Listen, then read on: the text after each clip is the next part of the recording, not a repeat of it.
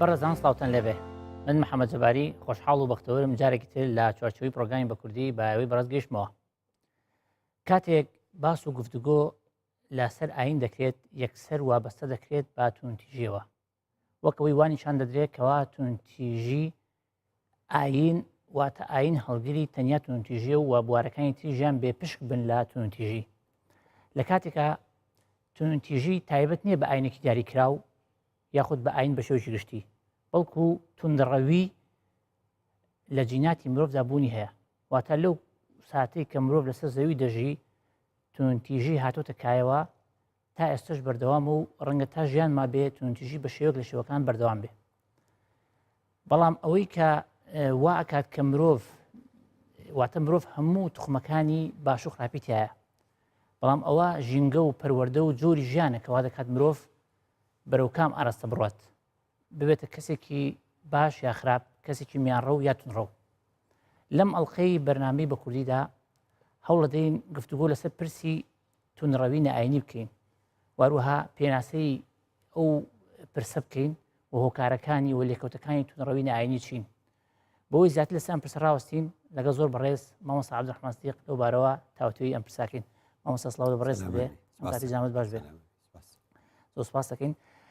هەڵبەت بینانی بەڕێز وەک هەمیشە دیارە کۆمەڵێک میوانی بەڕێز لەگەڵ ئێمە لە ستودیۆ ئامادەییان هەیە کە بە پرسیار و سەرنجەکانی هیوادارین بابەتەکەی مەزاتە دەوڵەمەند بکەن. ئێمە لێرە بە خێراتنیانەکەین بەخێر مەسەر چاو خۆشحاڵی بابەتەبوونتان، زۆر سوپاستان دەکەین. مامۆستا دێمە لای جەنابەت دووبارە سڵاو لە جەنابەت بێ. مامۆستا دیارە کە باسی تونڕەوی دەکرێت یەکسەر بە ئاین دەبەستێتەوە. ئێمە وا بیسومانە هەڵێن تونڕەوی ئاینی، لە کاتێک تونڕەوی جۆری زۆرە و هەموو بوارەکانی تری ژیان تونڕەوی تایە. بەڵام پێشەوەی کە بینە سەر ئەوەی تونڕەوی ئاینی هۆکارەکانی لێکەوتەکانی چییە، پێمان خۆشە بزانین پێناسیەکی بکەین تونڕەوی ئاینی چییە و لە چ چوارچێوەیەک هەجێبێتەوە. بەڵێ تونڕەوی ئاینی هەیە و تونڕەوی نائاینیش هەیە. ئێمە قسە و باسمان لەم بابەتە وەکو ئاماژەت پێکرد تونڕەوی نائاینیە. بۆچی؟ چونکە پرسیاری ئەوە هەیە ئاشنا بووین تونڕەوی ئاینیمان بینی چڵەپۆپەکەی داعش بوو، بەڵام لە بەرامبەریشدا بێ ئەو بزانین کۆمەلگا هەمیشە لە نێوان دوانەیەکدایە، ناچینە ئەو جەدەلەی کە هێلکە لە مریشک و مریشک لە هێلکەیە، بەڵام بە بەردەوامیش ئەم پەیوەندی نێوان تونڕەوی ئاینی و تونڕەوی نائاینی هەیە. هەمیشە تونڕەوی ئاینی لە هەر شوێنێکە سەری هەڵدا لە بەرامبەرەکەی داوەکو کاردانەوە تونڕەوی نائاینیش پەیدا دەبێت. لە هەر شوێنێکیشدا تونڕەوی نائاینی هەبوو بێ تونڕەوی ئاینی هاتۆتە ئاراوە. ئەمە تەمەنی من بە هەر بەبێ ئەوەی لە کتێبا بیخوێنمەوە هەر بەو تەمەنی خۆم ئەمەم بە چەندین ساڵ و چەندین دەیەکانی ساڵ دابشکەی ئەمەم بینیوە. یعنی دەوروبەری ساڵەکانی 1970 بیری چەپ لە عێراق و لە کوردستانە لە چڵەپۆپەدا بە جۆرێک کە تونڕەوی نائاینی لە هزردا ئەوەندە بەهێز بوو یعنی گاڵتە بە نوێژەکرا، گاڵتە بە بانگدان ئەکرا، ئێمەمانان نوێژمانە کرد، یعنی جۆرێک بە دزیەوە ئەچوین بۆ مزگەوت، بۆی برادەرەکانمان گاڵتەمان پێ نەکەن چونکە نوێژکردن زۆر کەم بوو. ئەم تونڕەویەکی نائاینیە، بۆ چونکە بارودۆخێکە بیر و بۆچوونێک بەسەر کۆمەڵگەدا زاڵ بووە کە نائاینیە. بەڵام ئەم نائاینیە هەڵەیەکی گەورە ئەکا کاتێک کە ئاوای کرد، کاتێک کە ئاوای کرد چی پەیدا بوو؟ ورد تۆش کەسێکی مرۆڤ بە سروشتی خۆی حەزی لە ئاینە، کۆمەڵگە بەبێ ئاین نابێ، هەموو کۆمەڵگەکان هەر ئاینیان دەوێ، کە تونڕەوی نائاینی پەیدا بوو تۆ ئەڵێ ئەم هەموو هێرشە لە پای چی ئەخرێتە سەر من وەکو ئاینەکەم، ناچاری بچی بخوێنیتەوە. لە ئەنجامێکە کە دەچی دەخوێنیتەوە ئیدی زۆر دێتە ناو بوارە ئاینەکەەوە تۆش دێتە ینی بە پێچەوانەی ئەوەی تونڕەوێکی نائاینی دەیەوێ بەگاڵتەکردن بە ئاین و بە لێدان لە ئاین و بەمانە ئاین لاوازکە، بەڵام نازانێت بەوە کاردانەوەی بۆ دروستە بێ، بە عکسەکەشی ڕاستە. ئێستێمە لە قۆناغێکان چڵەپۆپەی تونڕەوی ئاینی کە داعشە بەپێی ڕێکخراوی جیهانی PEW کە ئاگاداری ئەو داتایانەیە دەربارەی ڕێژەی ئیمانداران لە دنیا مسلمان چەنە و مەسیحی چەنە و جوو چەنە و ئاینەکانی دیکە چەنە و بوزی چەنە و ئیدی ئەچێتە لای بێ ئاینەکان چەنن، مانە هەمووی ساڵ لە دوای ساڵ ئەگۆڕێ. یعنی هەتاوەکو ساڵێک لەمە بەریش ئێستا ئامارەکان بەرەو ئەوەن ئاینی زۆرینەی کە پەیڕەوکارانی ئاین مەسیحین لە دنیادا زیاد لە سەروی 2.5 ملیار لە دوای ئەوە مسلمانان دێن بە نزیکەی 1.5 ملیار. ئاینی سێەم تا چەند ساڵ لەمەوبەر لە لای بوزەکان بوو ئاینی سێم لە دنیادا ئێستا بۆتە بێدینی لە ئەنجامی ئەم هەموو وێنە ناشرینانی بە ناوی دینەوە کرا نائینی پەیدا بوو ینی خەڵکانێک ئێستا لە دنیادا چوونەتە پلەی سێم کە پرسی پێ دەکەی ڕاپرسی دەکەی دەڵێ من هیچ ئاینێکم نییە و بڕام بە هیچ ئاینێک نەماوە ئەوە بۆچی وای لێ هات لە ئەنجامی تونڕەوی ئاینی کەواتە تونڕەوی ئاینی دڵی خۆش بوو ئەگەر زۆر بە توندی ئاین بگرێ خەڵک مسلمانەوێ ناخەڵک لە ئاین هەمووی دوورەکەوێت تونڕەوی نائینیش هەروایە تونڕەوی نائینیش هەروایە ئێستا بڵێ ئیسلام هەمووی داعشە هەرچی نوێشکە هەر داعشە هەرچی پێنج فەرزە نوێشکە هەر داعشە ئەمە تونڕەویەکی نائینیە تۆ کە ئەم دوانە تێکەڵ بە یەکتر کردو و کۆمەڵگە زۆرینەی لەسەر ئاینێتتر مەسیحی بێ مسلمان بێ زەردەشتی بێ ئێزدی بێ مەسیحی بێ جوو بێ هەر شتێکی تر بێ ئەم قسەیە هەڵەیە دژایەتی ئاین بکەیت کە دژایەتی ئاینت کرد لە ڕوانگەی ڕێکخراوێکەوە هەر شتێکی تر ئەما بێتە مای ئەوەی کە تونڕەوی نائینی پەیدا بێت تونڕەوی نائینیش بە پێچەوانەوە تونڕەویەکی ئاینی تر دروستەکاتەوە جارێکی تر نابێ ئێمە لەم دەستارە بمان هاڕن ڕۆژێک تونڕەوی ئاینی بێ ڕۆژێک تونڕەوی نائینی ئەبڵێ لەبەرەوە تونڕەوی نائینیش هیچ فەرقی نییە لەگەڵ تونڕەوی ئاینی تونڕەوی ئاینی چێکە تونڕەوی ئاینی ئەگەر داعشێک بێ ئەگەر تونڕەوێک بێ بەبێت چەکیش بێ چیەکە ئەڵێ احتیکاری حقیقت یعنی حقیقت تەنها و تەنها لای منە ئەی کەسی ترنی هەرچی من گوتم ئەوە حقیقت هەرچی ئیمامەکەی من گوتی هەر ئەوە حقیقت هەرچی مەزەبەکەی من گوتی هەر ئەوە حقیقەتە تونڕەوی نائینی چێکە تونڕەوی نائینی شەڵە فەیلسوفی فلان ئاوای گوت و هەر ئاوایە قیامەت نییە مردن ئەساسی نییە بە معنایە بەهەشت نییە دۆزەخ نییە خوان نییە ئەمە هەمووی ئەگەر بۆ ذاتی خۆی بڕای پێ بە هیچ مشکلەمان نییە باسی شی بکە هەر مشکلە نییە بەس ئەوە بپەڕێتەوە بۆ گاڵتە پێکردن بە تۆ بە کۆمەلگا ئەلێرە کێشە دروستە بێ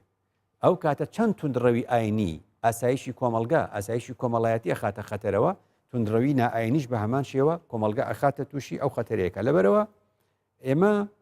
لە دەوروبەری وەکو گوتم لە سەرەتای هەفتاکان بیری چەپ ئەوەندە بەهێز بوو گەشتە حەدی گاڵتەکردن بە خودی دین بە خودی هەردین گاڵتەکردن بە خودی خوددا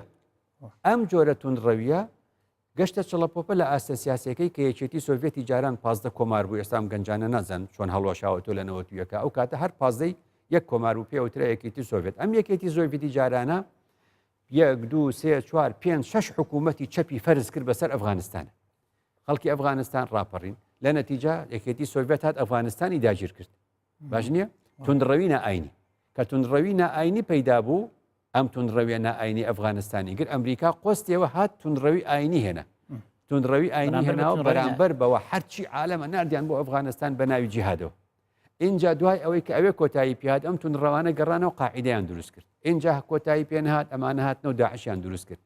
ئێستا لە سین بە هەمان شێوە بۆ مسلمانەکانی تورکستانی ڕۆژهەڵات دەوڵەتی چین تونڕەوی نائینی پەیڕەو دەکات لەگەڵ مسلمانەکانە ئەوەش تونڕەوی ئاینی لێکەوێتەوە جارێکی تر وڵاتی بۆرما و میانمار تونڕەوی نائینی دژ بە مسلمانەکانی خۆیان پەیڕەو دەکەن بۆیە مسلمانان لە ئەنجامدا ئەوانش ڕوو لە تونڕەوی ئەکەنەوە جارێکی تر کەواتە ئەگەر بمانەوێت تونڕەوی ئاینی پەیدا نەبێ با تونڕەوی نائینیش نەبێ لە کۆمەڵگەدا بۆ ئەوەی تونڕەوی نائینیش نەبێ لە کۆمەڵگەدا با تونڕەوی ئاینیش نەبێ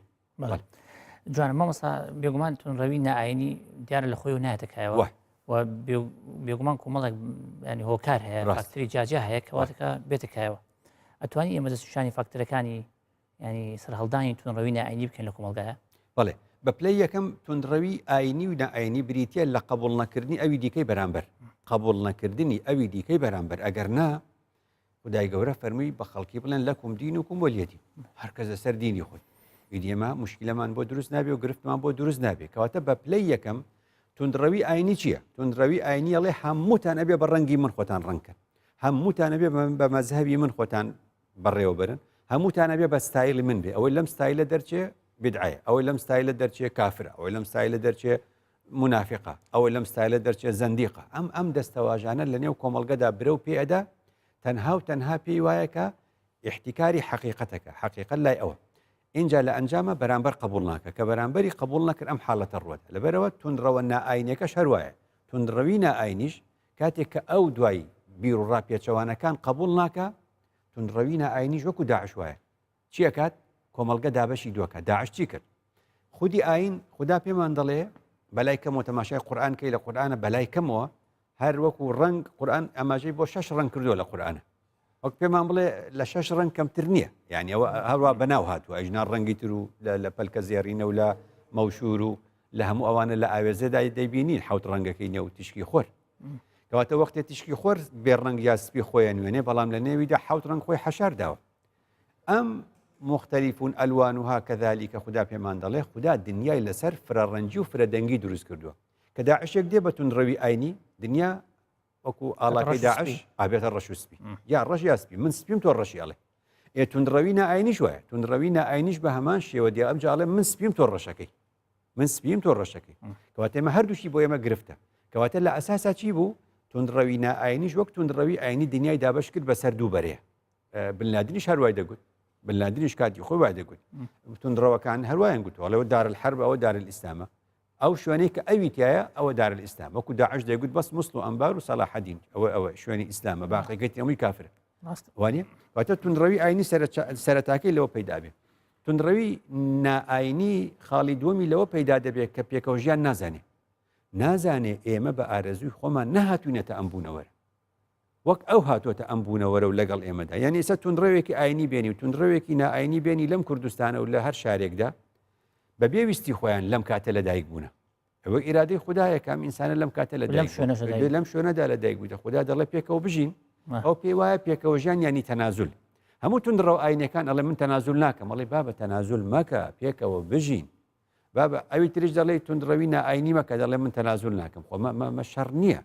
ئەمە پێکەوە ژیانە ئەمە پێکەوە ژیانە بێت تەماشاکەین لە قورئانی شەو تونڕەوە ئاینەکەش ئەبێ فێر بێ نوح خۆی موسڵمانە خێزانەکەی هاوسەرەکەی بێباوەڕە لوت پێغەمبەرە هاوسەرەکەی بێباوەڕە فێرعەون بێباوەڕە خێزانەکەی باوەڕدارە نوح باوەڕدارە کوڕەکەی بێباوەڕە ئەرێ ئەمانە کەسیان ژن و کوڕ و باوک خۆیان کوشتووە کەسیان دەستیان چۆتە خوێنی یەکتر پێدە قورئان پێمان دەڵێ ژیاون بە یەکەوە و کوڕ و باوکیش بوونەوە هاوسەری یەکیش بوونە و هیچ کێشەشیان نەبووە هەر بڕۆی بە مێردە پێغەمبەرەکەشی نەبووە ئەمە مانەی چی مانای وایە تونڕەوی ئاگای لەم قسانە نییە تونڕەوی ئەڵێ یا ئەتکوژم یا بێت جزیە بدەیت یانە بێتە سەر دینەکەی من ئەو ناویناو دینی ئیسلام ئەو دینی ئەوە دینی ئیسلام نییە کەواتە ئەمی جارێکی تر تێنەگەشتنە لە چەمکی پێکەوە ژیان تێنەگەشتن لە چەمکی ئازادی پێ وایە تونڕەوی ئاینی پێ وایە ئازادە دنیا هەمووی بۆ ئەو تەخدووە بێت هەمومان بەس ئەو ئازادە بۆ تۆ ئازادی ئەڵێ من قسەی خواکەم تۆ قسەی خوا ناکەی تۆ قسەی خوا ئەخوێنیتەوە بۆ تۆ خوانی تۆ قسەی خوا ئەخوێنیتەوە بەسەرمانە قسەی خوات خوێندەوە وانە هەر کەسێ بڵێ بسم الله الرحمن الرحیم قل والله احد ئەوە قسەی خوای خوێندەوە بە خوێندنەوەی قسەی خوددا خۆ تۆ نابی بە خوددا تا ئازادی بۆ خۆت بەری لەبەرەوە تونڕەوە نائینەکەش وایە تونڕەوە نائینەکەش دەقێکی پێچەوانی ئەوەی لەبەر کردووە بە هەمان شێوە دەیڵێتەوە کەواتە بێت لە چەمکی ئازادی تێبگەین چەمکی ئازادی ئەوەیە من کاتێک بڕوان بە ئازادی هەیە بڕوا بە ئامادەبووان بدەم ئەو قسانە بکەن کە حەز بە بیستنی ناکەم کەی توانیت ڕێگە بە بەرامبەرەکەت بدەیت لە حزوری تۆدا قسەگە لێ بکە کە حەز بە بیستنیان ناکەی ئەو کات ئەو بەڕاستی بڕات بە ئازادی هەیە چونکە خوددا وەکو فەرمووی وەلا یەرضا لعیبادیه الکوفر خوددا پێی خۆش نییە خەڵک بێباوەڕ بێ بەس ئەبینی چەند ملیار بێباوەڕ لە دنیادا هەیە خوددا ڕێگەی پێداوە یان نا باشە وەختی خوددا ڕێگەی بە بێباوەڕداوە تۆ چی ڕێگە بە بێباوەڕ نادەی بە بێباوەڕیش ئەبێ بڵین ئەبێ بە تونڕەوی نائینیش بڵین تۆ چی وەختی خوددا ڕێگەی بە تۆ داوە تۆ بۆ ڕێگە بە خەڵکی ترنادەی باوەڕدار بێ لەبەرەوە وا چاکە هەر کەس بڕای بە بیر و بەچوونی خۆی بێ خاڵێکی تر پێی دەگوترێ تەحمل نەکردنی یەکتر چونکە لە ڕاستیدا وەکو باسم کرد ئەبێ هەموو کەس تێبگە باوەڕدار و بێباوەڕ تونڕەوی ئاینی و تونڕەوی نائینی دەبێت لە حەقیقەتێ تێبگەن کە ئەوان لە ئازایەتی خۆیان و لە تێگەشتنی خۆیانەوە ئەو ڕێبازیان هەڵ نەبژاردووە کە تونڕەوی بۆ دەکەن هەر تونڕەوێکی ئاینی بێنی ئەگەر لە فەڕەنسا لە دایک بواە نابوو بە مسلمانی وەک ئێستاکەی باش نییە لە هەندستان لە دایک بواە ئەبواە تەقدیسی مانگای کردای لە فەڕەنسا لە دایک بواە دەبواە مەسیحی بواە و کاسۆلێکیش بێ لە ناوێ باش نییە کەواتە ئەبێ شانازی بەوە نەکەی تۆ لە ژینگەیەکی مسلمانە لە دایک بوویتە وانە نەچوویتە هەموو قورئان بخوێنیتەوە پێڵێ فڵانە کەس تونڕەوی لەگەڵامەکە و ئەوش ئاینی خۆی هەیە ئەڵەنجا بێ بابچێ لە ئیسلام شارەزابی بۆ ناچێ بخوێنێتەوە ئەی ئەفەندی تو تەوراتت خوێندوتەوە ئەی تۆ ئینجیلت خوێندوتەوە ئەی تۆ کتێبی ئێزدیەکانت خوێندوتەوە کە لەگەڵمانن هاوڵاتین چاوت پێ نەکەوتوە هەر ناژین ناوی چییە ئەی باشە تۆ بۆ ئەوانە ناخوێنیتەوە کەواتە لە ڕاستیدا ئێمە کە دێینە ئەم ژیانەوە ئازایەتی خۆمان نییە چ دینێکمان هەیە ئازایەتی خۆمان نییە چنەتەوە لە چ نەتەوەیەکین لە چ زمانێکین بۆیە خوددا داوامان لێکالی تەعاعرف و ئەبێت تەعاعرفکەین تەعاعرفمانەی چییە؟ تەعاعرف لەگەڵ ئەو کەسانەیە کە نایان نەسین کەواتە بێت تەعاعرفکەین لەگەڵ خاوەن ئاینەکانی دیکە لەبەرەوە زۆر گرنگە لە دوای تەواوبوونی داعش توندڕەویەکی نائینی هەست پێ دەکەم توندڕەویەکی نائینی هەست پێ دەکەم چونکە مافی خۆتە دژایەتێ بێ هەمومان ئێمە من یەکەم کەس بوومە لە کوردستانە لەسەر داعش قسەم کردو هەفتەیەک دوای هاتنی داعش یەکەم بەرنامە هی من بۆ هەتا ئێستا ئەوە گەشتینە 73 ئەڵقە لێرە 37 ئەڵقەش لە زاکرۆس ئەوە زیاد لە 100 ئەڵقە من باسی داعشەکەم باسی توندڕەوی ئاینیەکەم ئەبێ باسی ئەوەشکەم بڵێم توندڕەویەکی نائینیش ئەبێ لی بترسین توندڕەویەکی نائینیش ئەبێ لی بترسین نەیە ئیستیغلالی هەڵەکانی داعش بکە دوای بەم قسانەی ئێمەش هەر ڕازی نابێ یعنی هەر بە هیچ شتێک ڕازی نابێ هەندێک پێم بڵێن ئەڵێ مامۆستا ئیسلام هەر خراپە تۆ دانیشتوی جوانێکیت و بەڵێم بابە وان نییە خۆی ئیسلام ئاینێکە بێلایەنە تێگەشتنی من ئاوهای ئەم تێگەشتنەش من فەرزم نەکردو بەسەر تا تاوەریگری تۆش نابێشتی خۆت فەرزکەی بەسەر منە کەسمان نابێشتی خۆمان بەسەر ئەوی دیکەدا فەرز بڵێ جوانە مامۆستا دێنە سەر خاڵێکی تر کە ئەویش ئەم توندڕەوی ئاینیا بێگومان لێکەوتەی هەیە واتە زیانی هەیە بێگومان قەزانجینی هەر زیانی هەیە و ئایا زیانەکانی ئەم توندڕەوی نائینیە بۆ سەر کۆمەلگا و بۆ سەر بە شێوەیەکی گشتینەتەوە وڵات چێ ینی وەکو توندڕەوی ئاینی زیانی هەبوو توندڕەوی نائینی زیانیە توندڕەوی نائینی کە گەشتە حدێک بە پلەی یەکەم لە پەیوەندی تاکەکانە هاوڕێتی تێکەچێ من دەستەواژەیەکم هەیە هەموو جاڵێم با هاوڕێ بین ئەگەرچی هاوڕان نین با هاوڕێ بین ئەگەرچی هاوڕانی هەتا مردن بە هەر هاوڕێ بین زەرەر ناکەین تۆ بە دینێک بە من بە دینێک تۆ بە بۆچوونە من هەروان کردووە لە ژیان قوتابی بوومە لە ناوەندیەوە هەروە بوومە هاوڕێ شوعیم هەبووە هاوڕێی بێدینم هەبووە هیچ دینێکی نەبووە هیچ کێشەشم نەبووە لەگەڵێ هەر مناقەشەمان کرد من کتێبم خوێندوتە ئەوش کتێبی خوێندوتەوە دانیشتین مناقەشەمان کردووە بەڵام هاوڕێتێکە کە بەردەوام بووە ئێستا ئەو شێوازێکی ترە ئێستا بیرکردنەوەی گۆڕاوە وانێ بیرکردنەوەی ئێمە بەرەو پێشە چیەکەواتە بۆ ئەوەی سوود بە یەکتر بگەێنین توندڕەوی نائینیش کۆمەڵێک لەسەر ئاستی تا کۆمەڵی هاوڕێ لە دەستەدا هەر کەسێک توندڕەوی نائینی بەرپا کرد وەک توندڕەوە ئاینەکە توندڕەوە ئاینەکان لە کۆمەلگەداگە کۆمەلگە بکەی بە 100 کۆمەلگە بکەی بە 100ەوە لە 100 تا 5 بکەی بە توندڕەوی ئاینی لە 100 تا 5 بکەی بە توندڕەوی نائینی ئەم سەر و ئەو سەریان گرتووە بۆیە بەوانە ئەڵێن متەتەڕف یعنی چی یعنی تەرەف گرتووە پەرژیر یعنی پەڕی گرتووە ئەو لەو تەرەفەیە ئەوش لەو تەرەفەیە لە کۆمەلگام دوانە کەمینەن هەمیشە ناوەندەکە زۆرە ناوەندەکە ئەوانن کە بیر و بۆچوونیشان جیاوازە یەکتریان قبوڵە دش بە یەکتری ناوەستنەوە هاوسەنگن و هەرچەند وەکو گوتم هاوڕانین بەڵام پێکەوە چن بۆ پیاسە پێکەوە دەرەچێن لە قوتابخانە بەیەکەون لە کۆلێژ لە زانکۆ زۆر شتی دیمەنی جوان بین دیمەنە بینین لە خوشکانەیەکی محەجەبە ئەوی هاوڕەکەی محەجەبە نییە ئەوە جوانترین دیمەنە یعنی ئەو بەوی نەگوتۆ بۆ تۆ محەجەبێ ئەوی تریش بەو ناڵێتەوە بۆچی حیجابەکەی یانایکە ئەگەر لێ بە هەمان شێوە کەسێک ڕیشی ئەوی تر نیەتی کەسێکی تر جلی بەرگی بەنەوەیەک ئەوی تر ئەم ئازادی خوددا ئەمەی قبول کردووە ئەو تاخۆ خوددا کەسی نەکوشتووە لەسەر ئەم ئازادی کە پێی داوی لە ئەنجامدا توندڕەوی نائینیش وەک توندڕەوی ئاینی هاوڕێتیەکانمان تێکەدا چونکە تۆ ئامادەی هاوڕێتی بکەیت تا ئەو شوێنەی بیر و بۆچوونەکانمان جیاوازە بەس گەیشتە گاڵتە پێکردن سوخریە وفەرمی لا يسخر قوم من قوم عسى أن يكونوا علاقة بیر و بۆچوونەکەی من لە تۆ مهمترە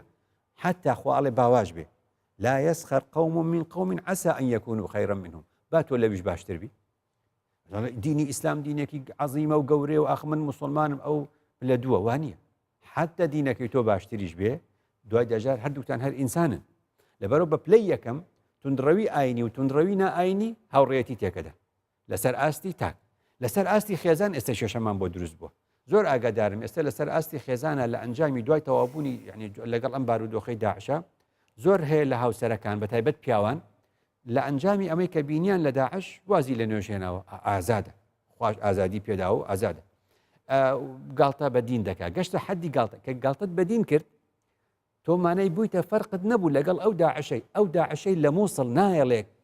کەس دانیشێ لە ماڵی خۆی بە قامچی دەتبا بۆ نوێژ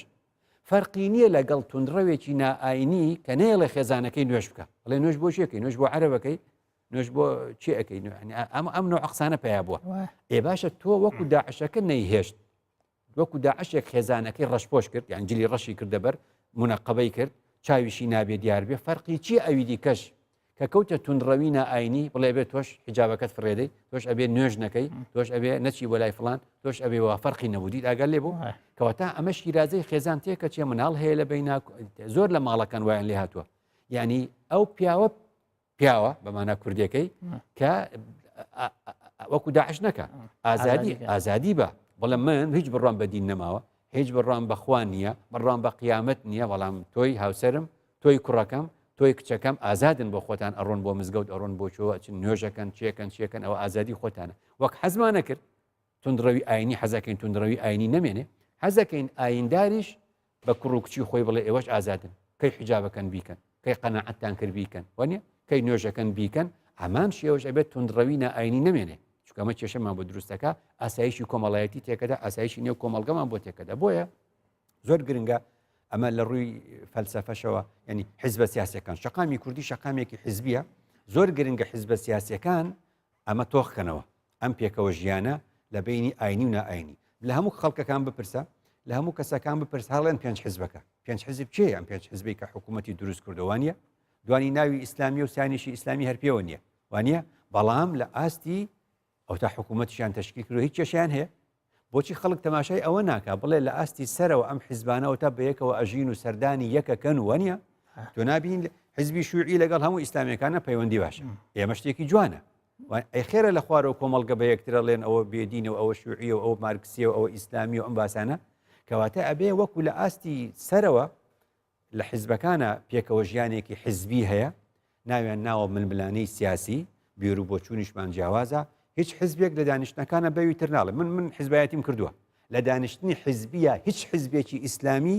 بە حیزبەکانی بەرامبەری ناڵێ ئێوە بۆ نوێژ ناکەن قەت پێیان ناڵێ ئێوە بۆچی دینتان وەکو ئێمە نەگرتووە قەت بە کەس ناڵێن ئێوە بۆ ڕیشتان نییە قەت پێیان ناڵێن بۆ حیجاب ناکەن قەت پێیان ناڵێن بۆ شەریعەت تەطبیق ناکەن ناخێرە لە باباسی ئەو بکەین دەستور چۆن بنووسینەوە پەرلەمان چۆن کاراکەینەوە بودجەمان چەند بێ و موچە چۆن بێت و بارودۆخی ئەوتا خۆ دەبینی لەبەرەوە حیزبەکان ئەمە قسە و باسەکانیانە برادەرینە وەختی حیزبەکان ئاوا بە جوانی مامەڵە لەگەڵ یەکدا ئەکەن وەک تونندڕەوی چۆن ئەڵێ سیاسیمان نییە با تونندڕەوی ئاینیشمان نەبێ و با تونندڕەوی نائینیشمان نەبێ بڵێ مامۆستا ئێمە باسی زیانەکانمان کردەوە جەناب ئاماژت پێدا بەڵام چی بکەین بۆ ئەوەی ئەم تونندڕەوی نائینی کەم بکەینەوە لە کۆمەڵگەدا چونکە ئێستا وەکو جەنابەت فەرمووت دوای داعش ڕەنگە ئەم تونندڕەوی نائینی پەرە بسێنێت وەکو کاردانەوەیە بەڵام ئێمە چی بکەین بۆ ئەوەی پێشەوە ئەمە کەم بکەینەوە بۆی ئەوە نەبێت هۆی کار و کاردانەوە باشە نەتەوە یەکگرتوەکان لە ڕۆژی 16 هەموو ساڵێکا ڕۆژێک ناوەنێ بە ڕۆژی تۆلێرانسی جیهانی ڕۆژی جیهانی تۆلێرانس ڕۆژی جیهانی تۆلێرانس بەمانات بەڵێ ئەوە قسە و باسێکی درود دێژم لەسەر کرد کەوتم بە هەڵا عەرەب ئەڵێ تەسامح نییە کوردیش بە هەڵا ئەڵێ لێبوردەیی لە ڕاستیدا بە عەرەبیە بێتەوە تەحەمل لە هەمان کاتیشدا بە کوردی دەبێتەوە هەڵکردن ناوەکەی جوانە ناوەکەی لەوە هاتووە من و تۆ ئارەزوومەند نەبووینە لە هاتنە ژیان لەم کاتەدا ئەکرا من لە 1800 لەدایک بم تۆ ئێستا لەدایک بوویتەوە بە حیاتی ئێمە یەکمان نابینی ئەبێ ڕێز لە ئیرادەی خوددا بگرین خوددا بۆچی منی هێنایە بوون لەم کاتەیە و ئەم خەڵکەشی لەم کاتە هێنایە بوون لەم کوردستان ینی من لەم کوردستان و خەڵکی تر هەر کەس دەجێ خۆی وا بڵێ هەر کەس بڵێ من و ئەم خەڵکە بۆ چاومان بە چاوی یەکەوت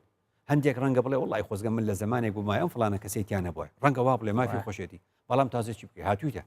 وەک هاتوویتە خوددا بەمە ئەوترێ کورد بەمە ئەڵێ پێکەوە هەڵکەن ینی بۆ ئەڵێ پێکەوە هەڵکەن یعنی هەرچەند حەستان بەبوونی یەکتریش نییە هەرچەند حەستان بەبوونی یەکتریش نییە بەس پێکەوە هەڵکەن بۆیە نەتەوە یەکگرتوەکان لە ڕۆژی جیهانی تۆلێرانسە بە ئێمە دەڵێ 5 خاڵی سەرەکی زۆر گرنگە بۆ ئەوەی کە دژ بە تۆلێرانس پەیدا نەبێت تۆلێرانسە کە تەحملکردنی یەکتر بێ و قبولکردنی یەکتر بێ بە جیاوازیەکانمانەوە ئین تۆلێرانس بریتە لە جۆرێک لە دەمارگیری بریتە لە توندڕەویەک کە پێچەوانە دەوەستێتەوە لەگەڵ تۆلێرانس جا بۆی تۆلێرانس هەبێ بۆی تەحملکردن و هەڵکردن لەگەڵ یەکدا هەبێنەتەوە یەکگرتوەکان 5 ڕێگەی پێداوین ڕێگەی یەکەم سەروەری یاسا ئەبێ یاسا سەروەر بێ لە نێوانماندا یاسا دەبێت ڕێگە بە توندڕەوێکی ئاینی نەدا هجووم و هێرش بکاتە سەر خەڵکانێکی تر کە خاوەن هەر ئاینێکن یا بێدینن هیچ خەڵکانێک ئازادە بڵێ من هیچ دینێکم نییە نابێ ڕێگە بدرێ بە پێی یاسا نابێ ڕێگە بدا توندڕەوێکی ئاینی لە هەر کەناڵێکەوە و لە هەر شوێنێکەوە قسە بە خەڵکان بڵێ خەڵکان بێدینن کافرن ملحیدن ئەو مافی تۆ نییە بە پێی یاسا دەبێ بیخاتە بەندی خانەوە بە هەمان شێوە بە پێی یاسا ڕێگە نادرێ بە کەسێکی بێدین دژ بە هەر دینێک بێ ڕێگەی پێنادرێ هێرش بکاتە سەر هیچ ئاینێکی دیکە ئەمە لێمە لە هەرێمی کوردستانە ئەمەشمان بە یاسا ڕێخستووە ناومان ناوە یاسای ژمارە 5 ساڵی 2015 یاسای ژمارە 5 ساڵی 2015 هەموو ئەو بڕگانەی کە تێدایە دەڵێ هەموو خاوەن ئاینێک هەموو نەبوونی ئاینێک و هەر کەسێک لە هەر پێکاتەیەکی ئاینیە و هیدیکە یعنی چی لە کۆتاییەکە هاتووە یعنی ئەکرێ خەڵکانێک ئاینیشان نەبێ هیچ ئاینێکی نەبێ لەبەرەوە ئەبێ یاسا سەروەر بێ ئەبێ یاسا ڕێگە نەدا بە بێ ئاینێک هێرش بکاتە سەر ئایندارەکان ناشبێ هیچ ئایندارێک هێرش بکاتە سەر ئاینێکی دیکە و پێڕەوکارانی ئاینێکی دیکە یان بێ ئاینێکی دیکە خاڵی دوم نەتەوە یەکگرتوەکان پێمان دەڵێ ئیجوکیشنە بریتە لە پەروەردە ئەبێ ئەم قسەی کە من کردم لە قوتابخانە بخوێنرێ ئەم قسەی من کردم ئەبێ لەسەر مینبەرەکانە بگوترێ نابێت لەسەر مینبەرە مەلا بڵێ فلانە شوێن کافرە فلانە کەس کافرە فلانە ئەهلی دین ئەچێ بۆ جەهەنەم بۆچی تۆشتا مسۆگەری بەهشتر بۆ خۆت کردووە تا خەڵکی تر بۆ دۆزەق بنێری ئەمە هەمووی بە پێی یاسا ڕێکخراوە دەبێت یاسای ژمارە 5 ساڵی 2015 پەیڕەو بکرێ ئەمە پێوتری ئیجوکیشن کەواتە ئیجوکیشن بە مانای پەروەردە دەبێت لە مناڵیەوە ئینسان پەروەردە بکرێ لەسەر فرەیی پەروەردە بکرێ لەسەر ئەوەی ئەم دنیاە کوڕم کچم پێی بڵێ ئێمە کوردین بەس خەڵکی تر هەیە ناوی عەرەبە ناوی تورکمانە ناوی ئاشوریە ناوی ئەرمەنە لەگەڵمان دەژێت لەم وڵاتە ئێمە موسڵمانی خەڵکی تر هەیە لەم وڵاتە پێی دەگوترێ ئێزدی و مەسیحی و جوو پێی دەگوترێ زەردەشتی و میترانی و پێی دەگوترێ دی بەم شێوازە ئەڕۆی ئەوە بەهائیە و ئەوە سابیئیە و لەم کوردستانە بوونیان هەیە ئەوانش ئاینی دیکەن دەبێت لە قوتابخانەکانە ئاین ناسی بخوێنرێ ئاین ناسی ئاخر نابێت تۆ دراوسێتە لە یەک ڕەحلە بە یەکەوە دانیشتوونە ناکرێ ئاینەکانی یەکتر شارەزا نەبین ناکرێ بچین بۆ ئینتەرنێت لە ئینتەرنێت و لە گوگڵ عەرەبێک بۆمان باسکای زەردەشتی یعنی چی بابە زەردەشتی وا لە لای خۆتە دانیشتووە بۆ لە خۆی ناپرسی یعنی چی وانە من زۆرم بە خۆشزانی ڕۆژێک کەسێکی سابی ئەکەوتە تەنیشتمە وتم وڵی فرسەت پێم گوتوتم فرسەت لەمە باشتر نابێ زۆرم خوێندوتەوە بەس حەزەکەم لە خۆتی ببستیم تۆ پیاوێکی ئاینی سابیعی تۆ بۆم باسکە بزانم چییە ئەی بۆی باسکردم مەبەستم ئەوەیە ئیجوکیشن و پەروەردە لە قوتابخانەکانە کارێکی زۆر سەرەکیە لە مزگەوتەکانە کارێکی زۆر سەرەکیە هەموو خاوەن ئاینێک ئاینەکانی دیکە بناسێ خاڵی سێم نەتەوە یەکگرتوەکان پێمان ئەڵێ access of information یعنی بێ زانیاریمان نەبێ یعنی ئەو زانیاریانەی کە ئەمان بێ دەربارەی هەر ئاینێکی دیکە یارمەتی دەرمانە لە هەمان کاتیشدا ئەم بڕگەیە پێمان دەڵێ هەر قسەیەک لە ئاینەکاندا هاتووە ئەوە ئاینەکە وا دەڵێ تۆ ئازادی وەری دەگری یاوەری ناگری بەس تۆ چۆن پەیڕەوی دەکەی ئەبێ قسەکانی یەکتر وەکو ڕاوەرگری نەک وەکو ڕاستی هەرچی قسەیەک منەی کەم دەربارەی هەر شتێک ئەمە ڕایە ئەمە ناتوانم بڵم ڕاستیە و تەنها هەر ئەمە ڕاستیە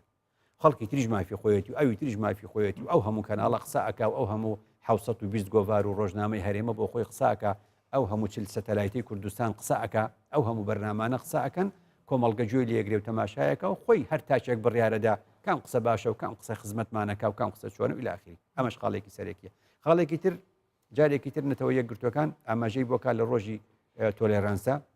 ئەوەیە کە ئێمە شتێکمان هەبێ بە نێوی وەکو ئەڵێ لۆکال سۆلیوشن ئەڵێ هەمیشە پەنا بەرنە بەر چارەسەرە ناوخۆییەکان مەڵێ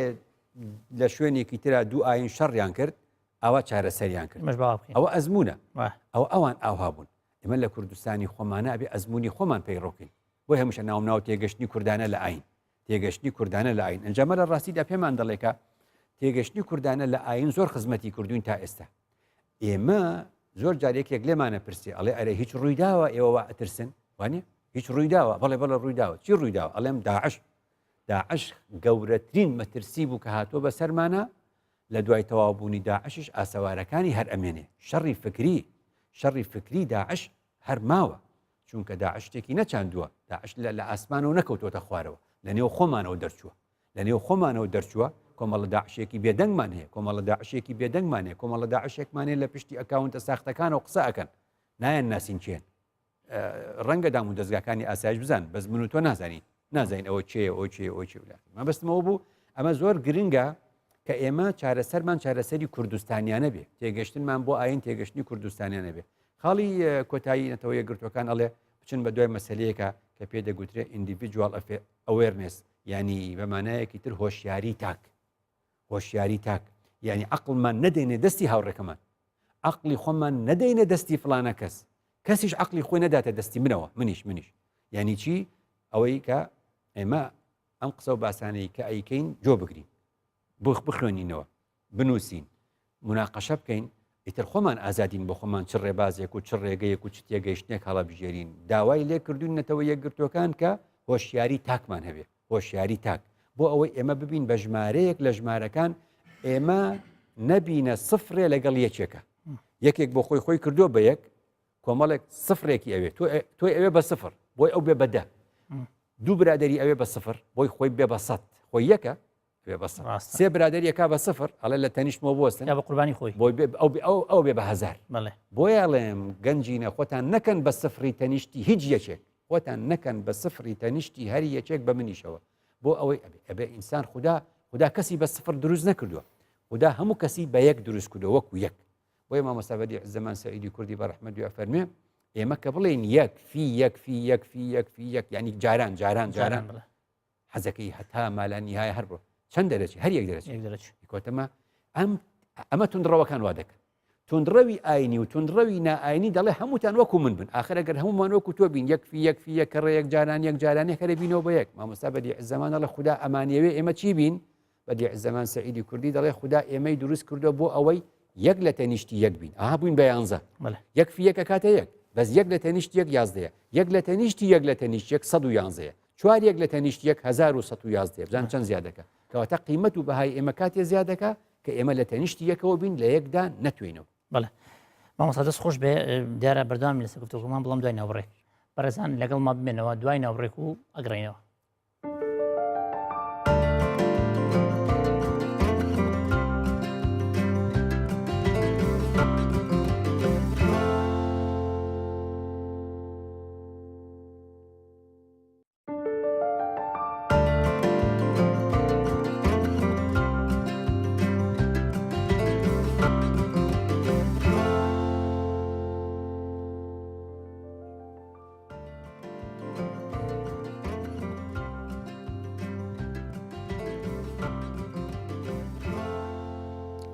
بەڕێزان دووبارە سڵاو و بەردەوامی لاسەر پێشکردنی پرۆگرامی بە کوردی ئێستا لە میوانە بەڕێزەکانمان بۆ وەرگرتنی ڕاوسەرنجەکانیان دووبارە سڵاوتان لەبێ بەخێر بێن دووبارە خۆشحاڵی مامەدەبوونتان ئێستا بێگومان جوتان لە تەوری سەرکی بەرنامەکە بوو کە لە چوارچەوەی پرسی تونڕەوی نائاینی بوو پێمان خۆشە چێ پرسیارێکی هەیە خۆ سرنجێکی هەیە لەو چوارچێوەیە نزیک لەو چوارچێوەیە بیخاتە ڕوو بۆی تاوتوێی وەڵامەکەی بکەین بەڵێ سەرەتا دەستخۆشی دکتۆر دەکەم بە شێوەیەکی جوان و ڕوون باسی بابەتەکەی کرد نا بابەتەکە باسی حزبەکانت کرد پرسیارەکەم ئێرەیە ئایا پێت وایە پێنج حزبەکانی کوردستان بەشداریان کردیە لە توندڕەوی ئاینی و نائاینی کە ئێستا لە واقعدایە بەڵێ دەستخۆش بێ بەڵێ فەرموو مامۆستا گیان دەست خۆش بیاخوا لە هۆکارەکانی سەرهەڵدانی توندڕەوی کرد لە توندڕەوی ئاینی و نائاینیدا بەڵام هەستم کرد و هۆکارەکان ئەو هۆکارانە نین کەوا پێویستە باز بکرێ بۆ نمونە هۆکاری قبول نەکردن آخر بۆچی کەسی بەرامبەر قبول ناکە و هەز ناکەی هۆکارەکەی دەگەڕێتەوە بۆ خودی دەقە ئاینیەکان یاخۆت ئەگەر دەقی ئاینیش نەبی گەێنەری مەفهومە ئاینیەکانە لەلایەن هەندێک کەسی ترەوە وەکو پیاوانی دینی کاتێک کە دێن مەفهومە دینیەکان بە خەڵکی تر دەگەێنن بە سەقەتی بە خەڵکی دەگەێنن ئەو مەفهومە وا دەکات توندڕەوی مەسەلەن سەر هەڵبدا پرسیاری تریش ئێوە وەکو دەڵێ مەسەلەن سنتەرێک ئەکادمیایەکتان دانەناوە بۆ ئەوەی بەرەنگاری توندڕەوی ببنەوە و گەنج پێ بگەێنن یاخۆت جیلێک نوێ پێ بگەێنن وەکو جیلی ئەفکار و جیلی عەقلانیەت دەست خۆش بێ بەڵێ فەرموو مامۆستا چۆن بتوانین بەرەنگاری بیر و ڕای توندڕەوی ببینەوە بەڵێ دەست خۆش بێ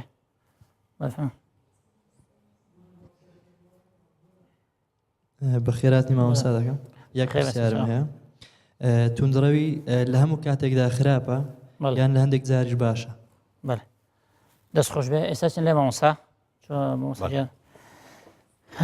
مامۆستا گیان ئێمە چوار پرسیارمە وەرگرت دیارە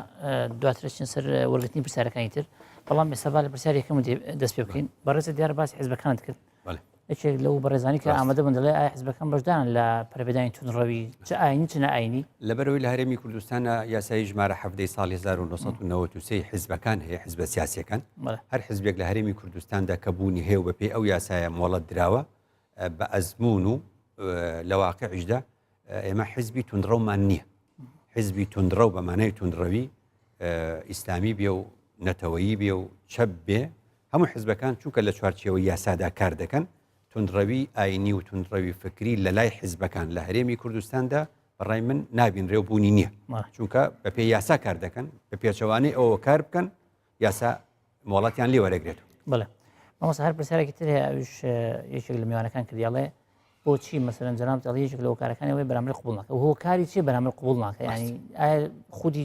مرۆڤەکە خۆی وایە؟ ئەمە ئەبێت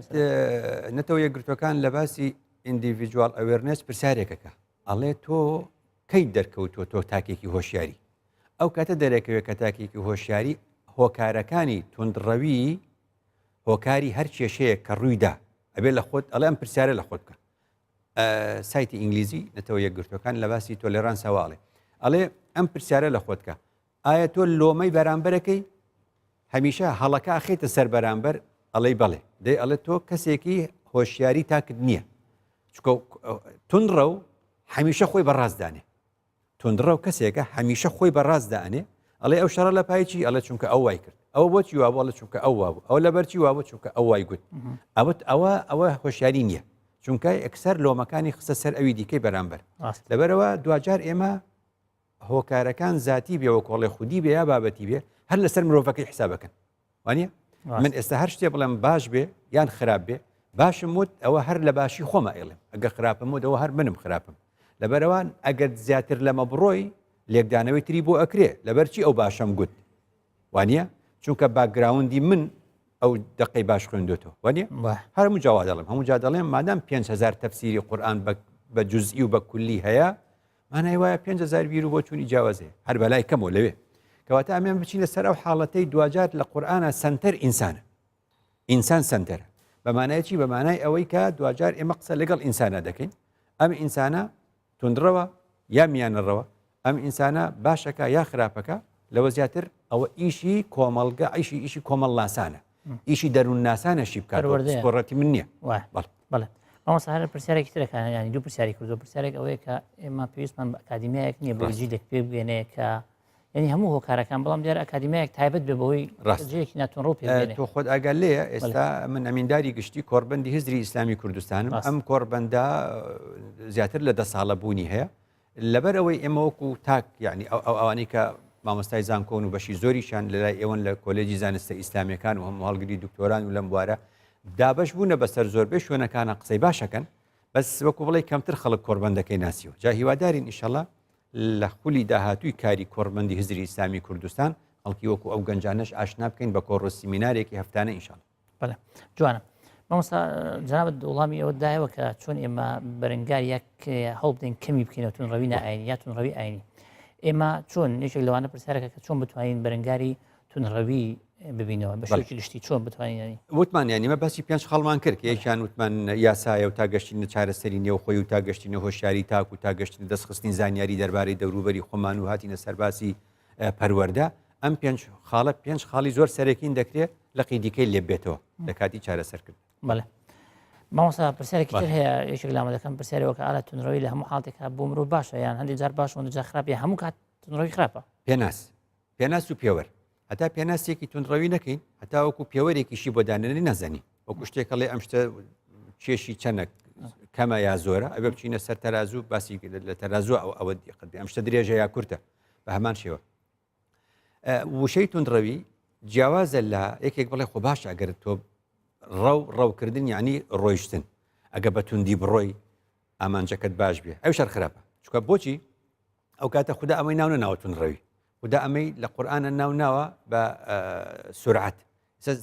دوو زاراوەت هەیە لە قورئانە، یەکیان سورعەت یەکیان عەجەلەیە. خوددا عەجەلەکەی زەم کردو هەمیشە لە قورئاندا، بەڵام مەدحی سورعەتی کردووە. بە کوردی هەردووشیان ئەڵێن فڵانە کەس خێرابە، کورد جوانتر گوتوێتی. کورد ئەگە یەکێک کارێک ئەنجامدا و توند بێ لە ئەنجامدانیدا پێڵێن پەلەمەکە، پەلەمەکە، ئەوە وانەی عەجەلە مەکە. ئەگەر کارێک باش بێ ئەنجامەکەی و بۆ کارێکی باش بێ ئەڵێ خێرابە، خێرە چونکە ئەڵێ خێرابە فڵانە کەس خێرای بێ. حتا ئەوە لە فیزیاشە هەروەمان تەرجمە کردووە، کاتێک ئەڵێن سورعەت، کاتێک ئەڵێن سپید، سورعەت بە کوردی ئەڵێن خێرایی، یەکسانە بەلادان لەسەر کات. لەبەرەوە کەواتە ئامانج دیارریەکە ئەو ئامانجەی کە لە پێناوی دەدەشی ئەو بۆ دیارریەکە کە تو ئەو کار ئەنجام بێ لەبەرەوە تونندڕەوی لە هەموو حاڵەتێکا خراپە تونندڕەوی لە هەموو حاڵەتێکا خراپ چونکە هەم لە ئامانجا خراپە هەم لە میکانیزمە خراپ بەڵام خێرایی باشە کاتی بڵێ مامۆستا سەرچەند لای پرسیای وەرگرتنی پرسیای تر بەڵێ ئێستا چ بەڕێزێکی تر پرسیای تر هەیە فەرموو دەستخۆشی بەرنامەکەتان لێ یەکەم لای هەموو لایەکمان معلومە کەوات تونڕەوی بەس دابش نابێت بەسەرەوەی ئاینیە نائینیە ئەو تونڕەوی ئەمڕۆ هەیە لە ناوان قومیەتە لە نێوان ئاینەکانان نیە بۆ نمونە ناو کورد و عەرەبە یاخود لە ناوان ئەم شتانەیە بەڵام مامۆستا با جوابی ئەوم باتەوە ئایا گەر ئێمە خاڵی یەکتر قبولکردن لە خۆمان ناجێبەجێکەین شتێکە مێنێ بە ناوی تونڕەوی دەستخۆشیتان لێ یەکەم دەستخۆش لەوە بەرنامە جوانە سێر پرسیارم هەبوو ئەگەر جەنابتانی زم فەرمونون پرسیاری یەکەم ئەوەیە ئایا ئەوەی لە بۆڕما دەکرێتن بەرامبەر بە مسلمانان ناوی دەندرێت توند و تیژی بەرامبەر بە مسلمانان و بۆچیش بەرامبەر بە مسلمانان کە لەوێ هیچ دەسەڵاتێکیان نییە پرسیاری دووەمیان بۆ هەموو کات توند و تیژی دەخرێتە پاڵ ئاینەوە ئیلا توند و تیژی دەخرێتە پاڵ ئاینەوە ئاین تێدا تاوانبارە بیتن لە ئەنجامدانی توند و تیژی پرسیاری سێمیشیان دەستخۆشە و قسەیەکە زۆر جوان بوو قسەی خەڵک بەڕاست وەرمەگرە بەڕا وەربگرە زۆر قسەی جوان بووی مامۆستای دەستخۆش دەستخۆش بێسە چاوم فەرموو چ بەڕێزێکی تر دەستخۆشی مامۆستا دەکەم ئایا بچی لەبەر چی مامۆستایانی ئاینی لە هوتارەکان توند و تیژی زۆر بەکاردێنن دەستخۆش سەبسیارشتر مابوو ئایا توندڕەوی لە ئیسلامی حەقیقی بوونی هەیە دەستخۆش بێ دەستان خۆش بێ زۆر سوپاس مامۆستا بین سەر پرسیاری ئەوەی کە یەکێک لە بەڕێزەکان پرسیارەکەڵێ ئایا ئێمە ئەگەر یەکتر قبولکردنمان هەبێت خۆمان ناو خۆمانێکتر قبولکردمان نەبێت ترسیەوەمان هەیەکەوە کەسی تر هەبێت لەگەڵ ئێمە چونکە کە یەکتر قبولکردنمان هەبوو ئەوە سەرەتای هەموو کارە باشەکانە سەرەتای هەموو کارە باشەکانە چونکە یەکتر قبولکردن جیاوازە لە تەنازولکردن چونکە کۆمەلگا هەندێک زاراوی خراپی داهێنەوە تونندڕەوی ئاینی و تونندڕەوی نائینی و تونندڕەوی نەتەوەیی و تونندڕەوی نەژادی و تونندڕەوی مەزهەبی و هەرچی ئەڵێ ئەتوانی ڕیزیانکەی هەموو ئەمانە کاری خراپ ئەنجامەدەن هەموو ئەمانە کاری خراپ ئەنجامەدەن ئێمە لە هەر ئاستێکا کارمان کرد ئەبێ میانە ڕۆ بین ئەبێ میانە ڕۆ وەسەتیەت بین لە ئەنجامی ئەمەدا ئەگەر یەکترمان قبول کرد هیچ کێشەیەکمان بەدڵنیایی بۆ دروست نەبێت مامۆستا پرسیارێکی تر هەیە بین لە میدیاکانەوە کە لە بۆرما توندتیژی لەگەڵ مسلمان توندتیژی نائینی بەرامبەر بە ئاین یەکێک لەم بەڕێزانە پرسیارەکە ئایا بۆچی لەگەڵ مسلمان توندتیژی ئەکرێت ئایا بۆچی ئەو هۆکارەکە چێکەوان کەمینە لەوێ ئەتر ئەوە نمونەیەک و باسمان کرد گوت باسمان کرد و نمونەمان بەچین هێنایەوە بە یەکێتی سۆ کارێکی خراپە کارێکی زۆریش خراپە چونکە ئەو تونندڕەوی ئاینیە ئەبێتە مایەی ئەوەی کە تونندڕەوێ نائینیە تونندڕەوێکی دیکە ئاینی لە بەرامبەریەوە دروست بێتەوە چونکە باسی نمونی ئەفغانستانمان هێنایەوە کاتێکە یەکێتی سۆڤێتی جاران و ئەفغانستانی داگیر کرد ئەو هەموو تونندڕەوە لە ئەفغانستان کۆبوو بەڵێ کەواتە جارێکی ترمان ببێتەوە سەر ئەو خاڵە کە لە ڕاستیدا تونندڕەوی ئاینی نائینی نەتەوەیی نەژادی هزری هەمووی خراپ هەمووی چۆنەڵێت ئەنجامی پێچەوانی دەبێتەوە کەس دڵی خۆش نەوێ بە تونندڕەوی ئەنجامی پێچەوانی لێ دەکەوێتەوە ئاشتی کۆمەڵایەتی تێک دەدەن بەڵێ جوان مامۆستا پرسیارێکی تر هەیە دوو پرسیارێکی دەڵێ بۆچی دایمەن باسمان کرد کە باس توندتیژیەکە یەکسەر باسی ئاینی دەبەرچەوە هەتای ئەو کەسەیە کە توندتیژەکە ئەنجامەدا مانای یعنی ئەو کەس وچێتی هیتلەر بە ئاین توندتیژی ئەنجامداوە ئەو هەموو خەڵکەی لە نێو بردو جەنگی جیهانی یەکەمی دروست کرد و ئەوە نازیزمە فەلسەفەی نازیزمە کە پێی وایە ڕەگەز و نەژادی ئاری لە سەروی هەموو دنیاە کەس ئەڵێ ستالین ئەم کاری بە ئاینی کرد نە ئەوتیەوە مارکسیزمە کەس گوتی لە ئیتالیا ئەم شتە بە ئاین کراوە نە ئەوە فاشیزمە ئەوە فاشیزمە و بەڕێبازێکی تر ئەو کارە ئەنجامەدا ئەو کەسەی کە توندتیژەکە ئەنجامەدا بە ناوی دین ئێستا خەڵکەڵێ بۆچی ئێوە داعشە خەنە سەر ئیسلام ئاخر داعش دروشمەکانی هەمووی ئیسلامیە دروشمەکانی هەمووی ئاینیە هەمووی بە ناوی ئاینەوە ئەو کارە ئەنجامەدا لەبەرەوە خۆی وایە ئەو تونندڕەوەی کە لە ئەوروپا ئەچێ بەلۆریەکەەوە بەناو خەڵکەکەوێ ئەو خەڵکە خزمەتیان کردووە چەند ساڵە بە پەنابەر وەریان گرتووە بە ئەڵڵاهو ئەکبەر خەڵکە کوژێ وانە خۆگە بە دروشمێکی دیکە خەڵکی بکوشتای خەڵکی خستە پاڵی ئەو دروشمە یخۆ بە ئەڵڵاهو ئەکبەر خەڵکە کوژێ خەڵکە لێمە خەتای ئاینە ئەو تا فێرێکی تو تا پێڵی ئەمە جایە ئەو جایە لە نتیجە وای لێ دێ کەواتە هەڵگری بۆیە ئەو کەسانی بە ناوی ئاینەوە کاری توندڕەوی کاری خراپاکەن بۆیە بینی لە قورئانە سزایان لە ڕۆژی دوای زۆرە چونکە بەکارە ناڕەواکانیان ئاینە جوانەکەی خوددا ناشرینەکە. بەڵێ جوانە. مامۆستایەکی تر پرسیارێک هەڵێ مامۆسایانی ئاینی هەندێک لە مامۆسایانی ئاینی پەرە بەلایانی تونتیژێدەن لە میمبەرەکان ئەو لە شوێنێکشتەوە لە میدیاوانە. ئێستا کارێکی باش کرا لە وەزارەتی ئەوقاف لە ئەنجامی کۆنفرانسەکەی مانگی 11 سال 2016 لەو کۆنفرانسە نزیکەی 7 ڕاستپاردە هەبوو. ڕاستپاردەکان خاڵی ئەو توی تێدایە کە مامۆستایانی ئاینی بۆکۆڵێ لە هەنگاو بە هەنگاو ئەو مامۆستایانی کە پابەندە بن بە هەندێک لە بابەتەکانی ڕاستپاردەکەوە ئەنێردرێن بۆ هەندەران بۆ وڵاتانی پێشکەوتوی ئەوروپا بۆ ئەوەی کەەوە ئەزمموی پێکەوژیان لەو شوێنانە ببینن. اینجا ئێستاکە بۆ ئاگاداری بینەران و ئامادەبوانیش ئەوەیە کە وەزارەتی ئەوقاف ئێستاکە لە ڕۆژی سێشەممەوە 3 تایتڵ ئەنێرێ بە ئیمێڵ و بە ژمارە مۆبایلی 3100 وتاربێژ 3100 وتاربێژ لە کوردستانە هەیە 5500 مزگەوتمانی هەموو نوێژی جومعیتیان ناکرێت 3100 تایەکرێت ئەوەندە وتاربێژەمانێ ئەوەنە وتاربێژە لە ڕێگەی مۆبایل و لە ڕێگەی ئیمێڵەوە و لە ڕێگەی سایتی زانایان و ئەوقافەوە 3 ناونیشانی بۆ ئەچێ ئەڵێ خوتبەی ئەم هەفتەیەتان لە یەک لەم 3 ناونیشانە هەڵبژێرن چونکە وەزارەت پێی وایە 3 ڕووداوی ئەم هەفتەیە ئەمەیە سەرنجام کە پێوەی پابەندە بن خەڵاتەکرێن خەڵاتەکانیان چییە؟ ئەو ئیمتیازاتانی لە ڕاستپادەکان هاتووە بۆیان ئەنجام لەبەرەوە ئەمە 3 هەفتەیە ئەنجام درراوە یان بە درێژایی 25 ساڵی دوای ڕاپەڕین ئەوە 3 هەفتەیە 3 هەفتەیە ئەم کارە ئەنجامەدرێ و ئەزانم ئەنجامێکی باشی دەبێ بەلای کەمەوە لە کوردستانە لە 3 تایتڵ دەرناچێت وتاری هەینی ئەو کاتە 3100 مزگەوت لەسەر 3 تایتڵە جۆرێک لە ڕای گشتیت بۆ دروستەکە نەک وەکو جاران 3000 ناونیشانی جیاواز هەر کەسە لای خۆیەوە ئەو سەرباسی مردنە ئەو سەرباسی ژیانە ئەو سەرباسی دۆزەخە ئەو سەرباسی بەهشتە ئەو سەرباسی تەلاقە ئەو لەباسی هاوسەرگیری ئەوە نەما جوانە مامۆستا پرسیارێکی هەمیشە لەو کۆمەلگاشەوە کە پرسیارێکی وەجیهە کاتێک کەسی باسی توندڕەویە کاڵێن ئەوە گزارش لە ئاینی ڕاستەقینی ئیسلام ناکات باش یەکێک پرسیارێکاڵە باشە یعنی لە ئاینی ڕاستەقینی ئیسلام توندیژی نییە شتێکی تر هەیە پێوترێ زۆر جاگوترێ خراپەکانی من مەخەرە سەر ئیسلام بیخەرە سەر منی مسلمان ئەم قسەیەزانی کەی ڕاستە کاتێ من لە ئیسلام تێگەشتی بێتم زانی بێتم دینەکە چییە و جوانە ئەو کاتە هەزارانی وەکو داعش ببینم کارم لێ ناکە چونکە من لە دینەکە تێگەشتم بەس ئەم قسەیە ئاوا ڕاستە ئەم قسەیە کە ئەو کەسەی ئەڵێ خراپەکانمان بخەنە سەر مسلمان خراپەکانی من لەسەر ئیسلام حساب مەکەن ئەم قسەیە بۆ شوێنێک ڕاستەکە خەڵکەکە لە ئیسلام حاڵی بووێ جوانە بۆ هەردی بۆ قسەیەکی تریش هەروایە بەس ئەوروپایەک ئاگای لەم دینەی تۆ نییە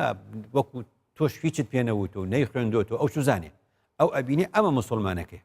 ئەو ئێستا ئەو مسلمانە ئەبینێ و هاوڕێکانی ئەم جۆرەیە و خەڵکەکە ئەم جۆرەیە و سەرنجام ئیتر ئەمە وازانێمە ڕاستەقینەکەیە هەموو فەرەنسا تۆ ئەم هەموو 8 میلیۆنە لەکوێ ینی تێگەێنی بڵێ ئەمە ئیسلامنی ئەڵێ من مسلمانم ئاوادیوە بۆیە لە ڕاستیدا هەر فکرێک هەر ئاینێک هەر ئاینزایەک دوجار بەرجەسە دەبێت لەناو مرۆڤێکدا بەرجەسە دەبێت لەناو مرۆڤێکە مرۆڤی جوان ئەتوانێت ببێتە بڵندگۆیەکی جوان بۆ ڕێبازەکەی خۆی وانە حتا ئەمە لە نێو حیزبەکانە حزب یەک حیزبە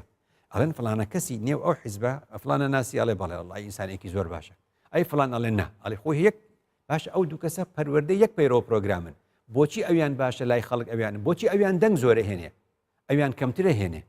لە یەک حیزبیشن لە یەک پەیڕۆ پرۆگرامن ئەو جوانتر پەیڕۆ پرۆگرامەکەی جێبەجێکرە بۆیە ئەمان باتەوە سەر ئەو خاڵی کە بێ ئەم قسەی ئاگاداری بین ئەم قسەی بەو شێوازە نەڵێن ئیسلامی حەقیقی ئیسلامی حەقیقی وشەیەکە ڕێژەیە ئەو دینەی کە خوددا چۆنی ناردووە ئەو حەقیقەتەکەی بەس چۆ لای مرۆڤ حەقیقەتەکەی نامێنێ ئەو کات بۆیە ئیمامەکان عاقڵ بوون ئەڵێ ئەوە مەذهبی ئیمامی شافعیە ئەوە قسەی ئەبوو حەنیفەیە ئەوە قسەی مالیکە ئەوە قسەی ئیمامی جعفەرە ئەوە قسەی فلانە کەسە بۆ لەبەر ئەوەی تازە چۆ لای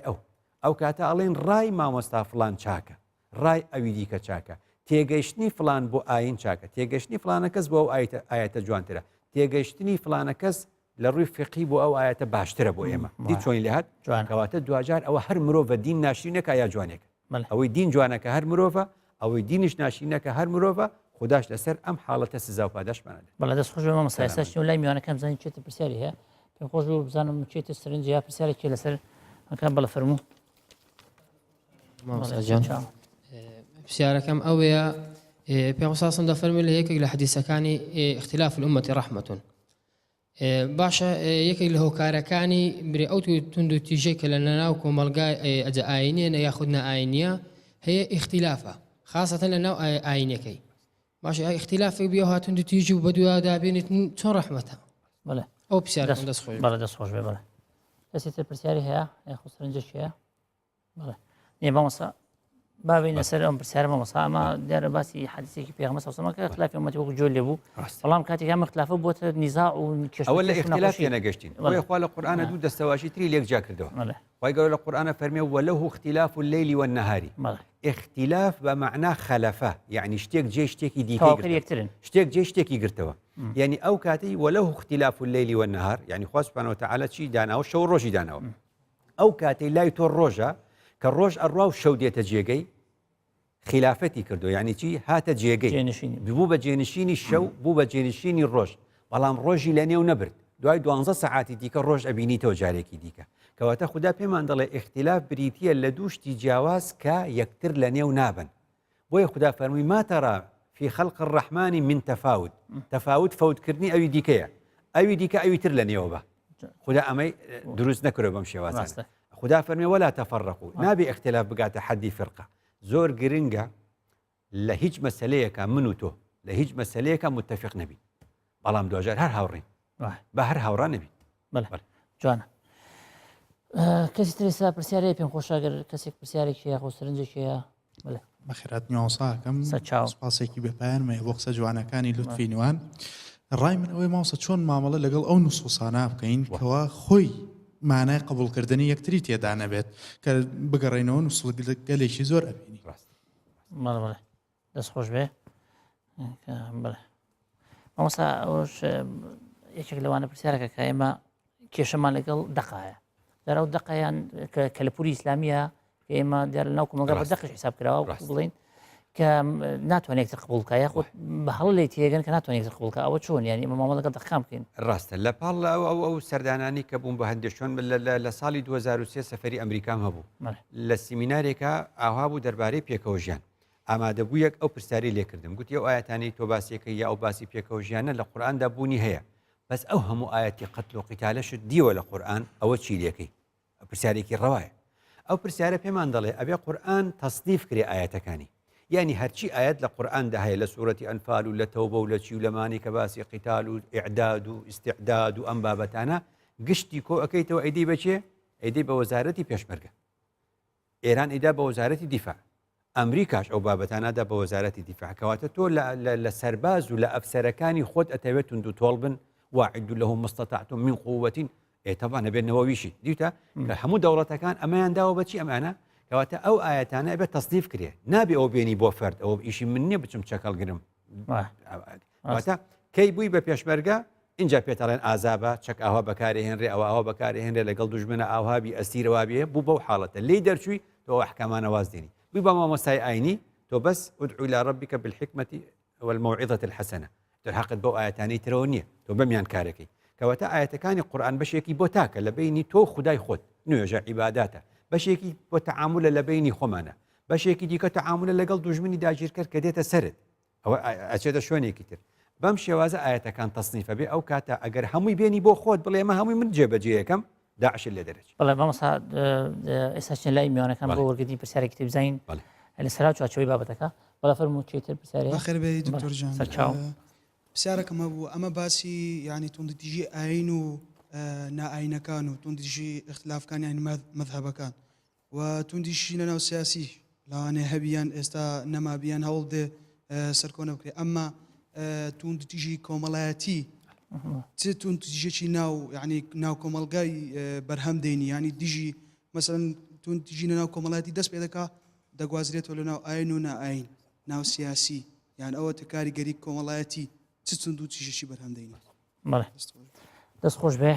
مامۆستا مە دووە پرسیارەکە کاتشمان پێم وایە خولێکێک ماوە ئەو شەوەیە باسی وەکەن توندی ئاینی هەیە لە ئاینێ گوازێتەوە بۆ سیاسی لە سیاسی بۆ کۆمەڵایەتی ئێمە هەر لە چوارچەوەی توندیژی ئاسوڕۆینەوەی تر هەر جارێک لە بوارێک ڕاستە بۆیە لەوەدا گوتراوە ینی دەست پێشخەری لە کاری خێرا چەند خێرە دەست پێشخەریش لە کاری شەڕ و خراپە چونکە ئەو ئەبێتە مای ئەوەی کە وەکوڵە سنەتێکی خراپ دابێنێ بۆیە توندڕەویەکی ئاینی لێرەوە دەست پێکە ئەبێتە توندڕەوی ئێستا باسمان کرد توندڕەویەکی نائاینی ژیانی دوو هاوسەر تێکەدا لە ئەنجامە تونندڕەوی هۆی لێکەوتەوە کۆمەڵایەتی ئەو جا تەلاق و جیاکاری لێکەوتو ئەو جا مناڵەکان سەرگەردانە بن ئەو جا لە ئەنجامی ئەوەی ئەم مناڵانە تووشی دایان کێشە و گرفتە بن ئەمە چێتە ناو تونندڕەویەکی دەرونیە چێتە ناو تونندڕەویەکی کۆمەڵایەتی وردور ئەمانە کەسبەی گەورە ئەبن و ئەم جۆرە کەسە هەر کارێکی سیاسی ئەنجام بن مەگەر سەدام حوسێن چی بوون هتلەر چی بوون ئەمان ئەمە نمونەی ئەو جۆرە تێکچوونی شیرازەی کۆمەڵگەیە کە تێکەچێ دوای کەسێکی توندڕە و کەسێکی توندوتیژ بەرهەمەهێنێ ئیدی ئەگەر سیاسەتیشکا وڵاتەکەت تووشی وێرانیەکە کەواتە ئەمە پێگوترێ بازنەی توندوتیژی بازنەی توندڕەوی لەبەر ئەوەی بەرنمەکەی ئێمە بەرنامەی ڕۆشنبیری ئاینیە بۆیە قسە لەسەر توندڕەوی ئاینی و نائاینیەکەین بەس ئەگەر کەسێک پسپۆر بێ لە بواری کۆمەڵایەتی لە بواری دەروونناسی لە بواری سیاسی ئەبێ ئەوان باسی توندڕەوی و ئاینی توندڕەوی کۆمەڵایەتی بکەن توندڕەوی دەرونی بکەن توندڕەوی سیاسی بکەن ئەوە کاری ئێمە نەبوو بەڵێ مامۆستا دیارە لێرە کاتەوە دەرفەتیداین دەستخۆشی لێکین زۆر سپاس ماندوومان کردی هەروەها میوانانی بەڕێز دەستخۆشتان لێکین زۆر سپاس بۆ ڕاوسەرنجەکانتان سپاس بۆ ئامادەبوونتان بینانی بەڕێز زۆر سپاس بۆ ئێوەش کاتایەرە لەگەڵ یاخود بینەری پرۆگرامی بە کوردی بوون تا پرۆگرامی داهاتوو بەخواتان سپێرم هەر وەختەوە بن